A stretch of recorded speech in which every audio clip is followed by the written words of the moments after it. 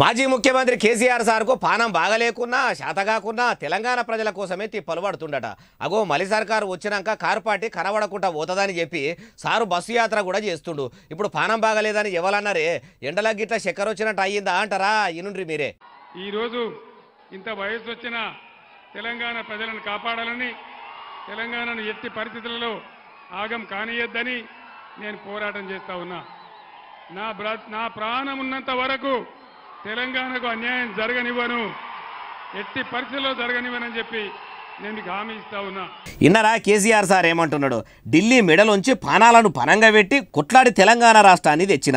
ఇప్పుడు చేయి సర్కారు చేతుల రాష్ట్రమంతా నాశనం 16 గంటలు చందన అవుతుంటే చూసి ఉండలేక శాత కాకున్నా ప్రజల కోసం బస్సు యాత్ర పెట్టిన. కట్టెబట్టుకొని కాళ్లకు బలపాలు కట్టుకొని పల్లెలన్నీ తిరుగుతున్నా అన్న తరికలు అనుకొచ్చిండు.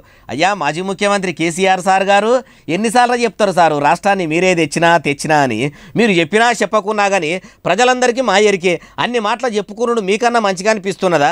అయినా ప్రత్యేక రాష్ట్రం తెచ్చినామని చెప్పుకునే కేసీఆర్ గారు, మీ 10 ఏళ్ల పాలన నచ్చగనే కదా సారు ప్రజలు కారుకు కాలిచ్చి చెయ్యి మీద ఓట్లు గట్టిగా గుదిరి ఇప్పటికైనా తెచ్చిన ముచ్చట పక్కకు పెట్టి ఇప్పుడు ప్రజలకున్న బాధల గురించి పట్టించుకొని మలి సర్కారుతో ఎట్లా చేయించాలనో గాయ ఇగురం చేసి గట్ల చేసే ప్రయత్నం చేయండి అంటూరు ఈ ముచ్చటిన్నోళ్ళు.